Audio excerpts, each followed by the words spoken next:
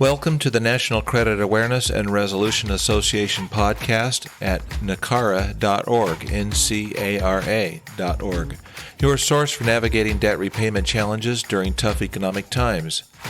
Today, we're exploring how small business owners can more efficiently use Creditor Tools, specifically Repayment Sources, primary, secondary, tertiary. NCARA aims to bridge the gap between debtors and creditors as a paradigm shift allows debtors to propose their own repayment solutions. Let's get started. A well-structured loan comes with repayment terms and conditions that satisfy the loan's original lending purpose and based on a specific borrowing cause. Creditors require there to be well-defined repayment sources to help ensure full repayment. Ideally, there would be 3 sources of repayment to begin with, since it's possible the primary repayment source might fail to materialize.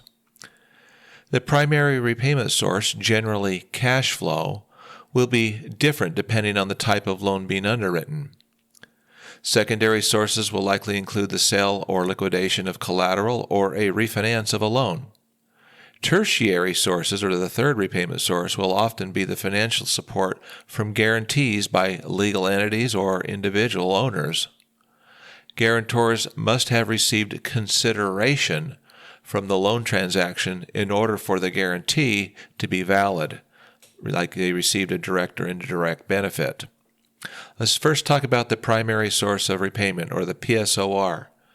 The PSOR will be directly related to the loan type. For example, for a construction loan, the PSOR will be the takeout or permanent financing, and not rental income or the sale of the property. For an asset-based line of credit, accounts receivable and inventory financing, the PSOR will be the conversion of the trading assets, the accounts receivable and inventory, to cash. The PSOR for a long-term equipment or an owner-occupied commercial real estate or CRE loan will be the cash flow from business operations generated over multiple operating cycles. For a non-owner occupied CRE investment property with tenants, the PSR would be the tenant rents. Let's talk about the secondary source of repayment. The secondary source of repayment, or SSOR, will serve as an alternative source of repayment should the PSOR fail to materialize. In most cases, the underlying collateral, a properly documented and pledged lien or interest, will be foreclosed or liquidated, and the proceeds will be applied to the remaining outstanding balance. The tertiary, or third source of repayment, the TSOR, it's typically the final layer of protection to help ensure repayment should the prior 2 sources fail to pay the outstanding balance. It's possible the guarantors may or may not have the ability or willingness to further support and serve as a repayment source. Guarantors will often step in earlier to shore up any cash flow deficiencies, but often can become very fatigued through the workout process. So, understanding these repayment sources, why is that possibly important to you? First of all, call it like it is. Whatever your situation, you need to better understand repayment sources in the eyes of the creditor. Be candid and realistic about the repayment sources available to you when you're experiencing a serious financial setback. The repayment sources are either there or they're not. There is also the willingness to pay and the ability to repay considerations. It is what it is, and your job is to be completely honest and candid as to what there is and what there is not. All your financial reporting should be complete and accurate. Your root cause analysis, to determine the reasons for your financial difficulties, regardless of what they may be, for example, the result of your decisions or policies, together with the assumptions that support your resolution plan, need to be carefully documented. As you do so, the repayment sources will have to take care of themselves. They are what they are, but call them out for what they are. It's true. The creditor does not want to hear any bad news, right? Everybody understands that. And there's a reluctancy to give the debtor anything but what he wants to hear. And the lender wants to avoid any downgrades, and especially any losses. It wants to avoid having to spend good money trying to pursue liquidation of the collateral or chasing you down as a guarantor and getting a judgment against you. It wants this to be over quickly. The sooner and the better. For a lender, generally the first loss is their least loss. Because of your integrity and goodwill, this lender expects you to keep your end of the bargain and comply with the actual promises and commitments you made when it gave you the money in the first place. The promissory note and the loan agreement speak for themselves. But you're right. The creditor wants to hear only good news. So why not just give it the news it wants to hear, right? Or maybe why not give it false hope and the numbers that it wants to see? And you'll just hope to survive and live another day, right? Is that what the lender wants, and is that what you will give him? You're sure the credit officer's bonus is at risk if you have bad news, right?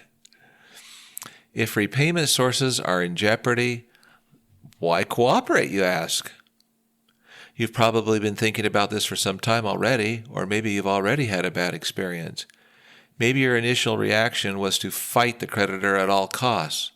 After all, you now have to protect your assets because the creditor is coming to seize them, right? So you're wanting to fight back with every tooth and nail. That indeed may be your natural reaction when your business and personal assets and livelihood are threatened. If that's what you think, you're probably in good company. It may be that way because, as noted, the creditor wants it all and he wants it all yesterday. And if you give it all that transparent information that they want, it will then know how and where to come and get everything too, right? You'd be giving the lender the keys to the vault, you say. Why on earth would you do something like that, you think? This short ad is sponsored by the Debt Crisis Problem Podcast. Attention listeners, please join us at tunabudget.com to tune in to the Debt Crisis Problem Podcast, where in plain English we discuss the 20 risks that could soon fuel a serious economic downturn. We explore these critical risks and offer practical insights for navigating financial uncertainty. Join us for thought-provoking discussions that encourage transparency and awareness. Subscribe now to stay informed and be ready for whatever comes next. Making the best of the easy way or the hard way. Well, first off, if you're financially in trouble, you have a choice to make. You can do it the easy way or the hard way. Take the hard way, for example. If you fail to live up to the promises you made when you signed it all away anyway, in your loan documents, you have breached your promises if you default. You will have, in a sense, failed to meet the terms and conditions you promised, but you need to be honest about any repayment sources subject to the promises you've made. Creditors, just like you, when you're trying to collect one of your accounts receivable, can sense any bad faith. It's ugly. It's frustrating. How could they do that, right? Well, you're an account debtor too, an account receivable on somebody else's books. What does your creditor think of you today? Does he think of you the same way you think of your account debtors? Are you going to fail in your promises to come to the table? What if your account debtors treated you the way you're treating your creditor? What should you be doing? Are you going to acknowledge your problem and then empower yourself and fix your problem? It's not the creditor's problem. It's your problem. It's your responsibility, and you should hold yourself to account. Isn't this the approach you want people to assume who owe you money? So why in the world don't you come up with your own debt repayment solution since you own this? Do you see how you need to empower yourself? Make the hard way into an easy way yours? You're the one who signed the promissory note and loan agreement, which leads to the easy choice. Empowerment. Yes, empowerment. You know this is your deal. Study up on any knowledge gaps to prepare and present your own debt repayment solutions. Top it all off with a pro forma cash flow statement that shows what changes you're making in your business and how that will translate into cash flow for satisfying your debt repayment plan.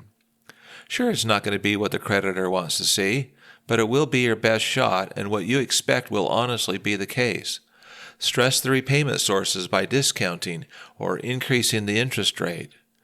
Make a real case that's supportable. It is what it is, so give the bad news and own your situation to solve your problem. When conditions improve, you'll come back to the table and reset or modify the loan once again. Seriously, can't you turn the hard approach into the easy approach? Update and show the creditor exactly what the repayment sources are at this stressed time. Use and speak his language by using the credit risk memos in this DebtCast or these credit risk memos in the Creditor's Tools. Do everything you can to step up to your obligations, making necessary sacrifices. If you're out of gas or the sacrifices are too heavy for you, then consider handing the keys to the creditor and file bankruptcy. That's the last approach, a cleanup when all else has failed. But avoid the contentious approach at all costs, as it turns the repayment sources into the hard way. If you choose that ugly approach, it could have a material negative impact on your overall well-being. There have been a lot of debtors who have lost everything meaningful in their lives and are left with a broken-down business that smells. It's not worth that. Do you want to stink, basically? Creditors, if they don't have options, can and will take appropriate measures to collect and force debt repayment anyway. It's called justice. It's their right, and they will exercise it. Then they have, in most cases, the resources to force their hand.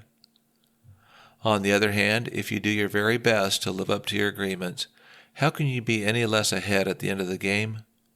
Remember, it is prudent lending for lenders to make, where necessary, disclosable loan modifications. That includes principal forgiveness, interest rate reductions, other than insignificant payment delays, and term extensions. So these are options for your use too. It's called a disclosable loan modification. So do this your way, whatever way you choose, with legal counsel support. But be empowered and find solutions to your own debt repayment plan. While this may seem hard to believe for some borrowers, creditors are human beings too. They know how to listen, and they're responsible people. You may be very surprised how well you fare, especially if you use these credit risk tools. But seriously, do you really want to do this the hard way? No, you don't. You want to do this the easy way, which will be your way. Your spouse, if you're married, and family will thank you in the end. No alimony and no child support payments here. You can do this. Well, thank you for joining us. Today we covered the credit tool Repayment Sources, primary, secondary, tertiary. As debtors prepare to propose their own repayment solutions, we want to hear from you. Share your own credit risk memo and debt repayment experiences, questions, and recommendations with us at nicara.org. If you found today's episode helpful, please subscribe for future notification podcasts. Your feedback helps small businesses stay in business. Until next time, step forward and take responsibility for your own debt repayment solutions. Thanks again.